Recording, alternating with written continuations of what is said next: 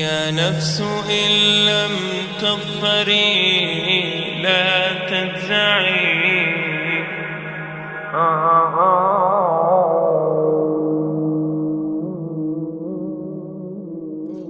All the praise is for Allah,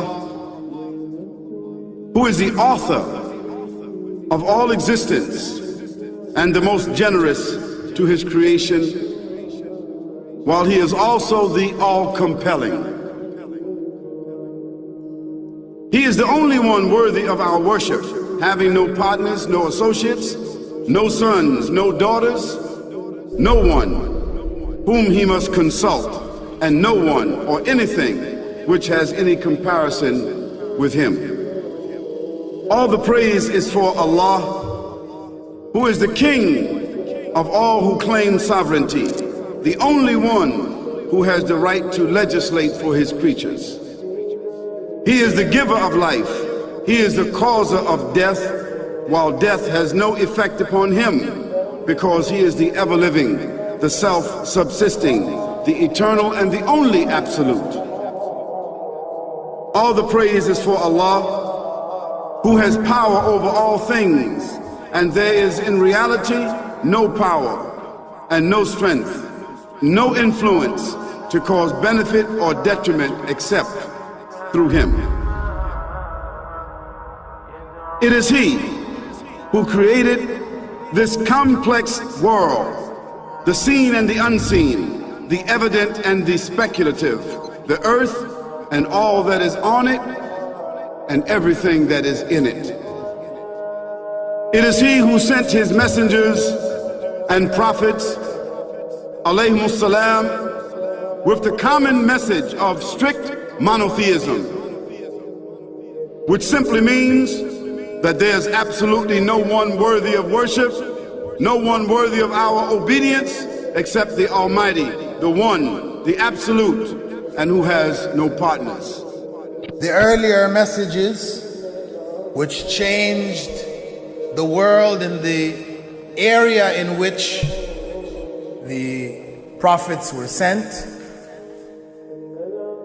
those messages we know have changed, and even the prophets who brought them, their names are now lost. We just know in general because Allah told us in the Quran, وَلَقَدْ بَعَثْنَا فِي كُلِّ أُمَّةٍ رَسُولًا أَنْ يَعْبُدُوا اللَّهَ وَاجْتَنِبُوا الطَّاغُوتَ. I've sent to every nation a messenger, calling people to worship Allah alone and to avoid the worship of false gods. This essential message has been preserved in Islam in a way that it was never preserved before. Not because the message was different, because it was the same message, but because of the fact that there would be no other prophets who would come after Muhammad sallallahu alaihi wasallam. So therefore that message now had to be protected. It had to be preserved in a way none of the earlier messages were preserved. I will relate this.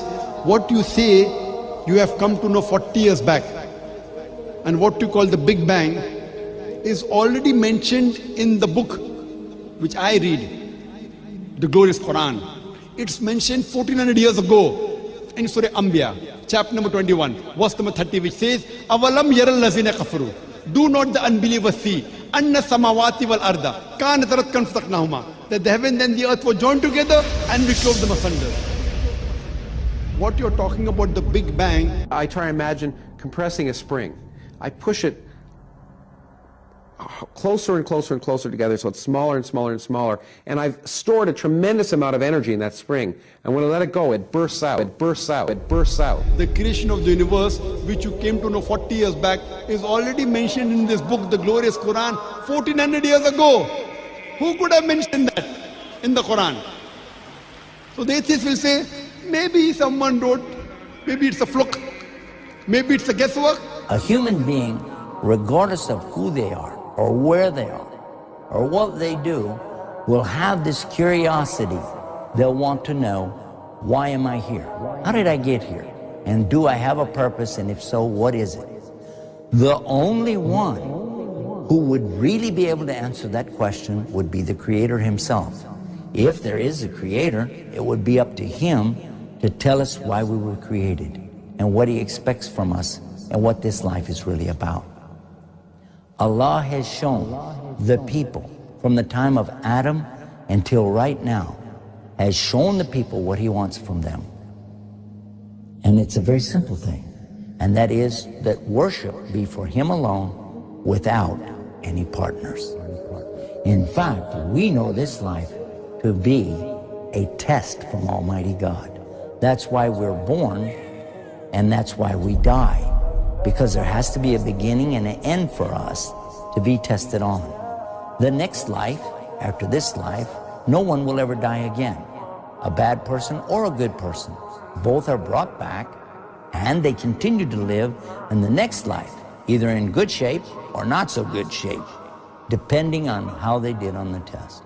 The worship of the God of Abraham, that was what was taught by these prophets. The Lord of the Arsh and Kursi. We're talking about the Lord of the worlds. Alhamdulillah Rabbil Alameen. We're talking about the Lord of the entire universe and beyond. The entire universe and beyond. You know, we live in this dunya, and we are fascinated with this dunya which Allah subhanahu wa ta'ala indeed has created in a beautiful manner. We're fascinated. There are over billions of people which live on this dunya at this moment in time. Over 6 billion people that live on the dunya at this moment in time. This dunya of Allah subhanahu wa ta'ala is so big that there is space in this dunya for billions and billions and billions or more people. But what is this dunya in comparison to what Allah subhanahu wa ta'ala has created out there? This dunya is insignificant. This dunya is meaningless to Allah. It means nothing. It is worthless. So worthless, compare it with the sun. The sun is one star. You know more science than me. You'll be able to tell me better. Take this planet Earth and you place it inside the sun, and you will be able to place 1.3 million Earths in the sun. 1.3 million Earths in the sun. Allahu Akbar. Allah is the greatest. The sun is one star. One star. There are stars out there which are millions of times bigger than the sun. You tell me this, that you need millions and millions of stars to make one galaxy. And then you tell me this, that there are zillions of galaxies out there. Let me tell you on top of this, my friend, after this, whatever you see above, when you raise your head and you look above, whatever you see above, the zillions and zillions and zillions of galaxies, let me tell you, this is everything there is within the first heaven. Everything there is within the first heaven, and Allah is the creator of 7 heavens. 7 heavens. And the distance between the first heaven and the second heaven is 500 years. You know, the distance that can be covered in 500 years, at what speed? Only Allah knows. Only Allah knows. But it will take 500 years to get from the first heaven to the second heaven. 500 years from the second to the third, third to the fourth, fourth to the fifth, fifth to the sixth, sixth to the seventh. Every time it will take 500 years. After the 7 heavens,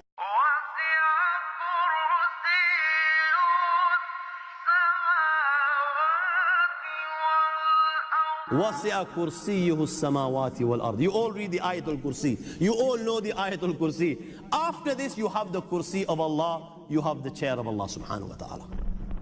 You know these 7 heavens that we've just talked about, in comparison to the Kursi of Allah, they're non-existent.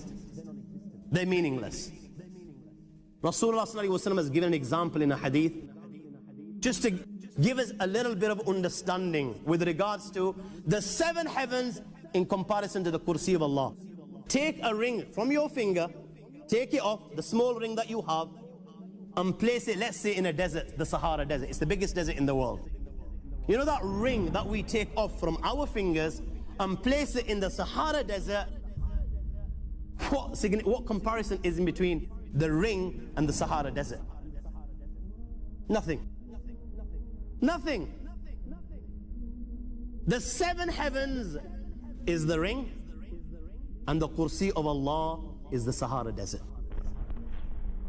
After the kursi of Allah, you have the arsh of Allah. وَكَانَ أَرْشُهُ عَلَى الْمَاءِ. You have the arsh of Allah. Again, Rasulullah has given, has explained, so just so that we can understand.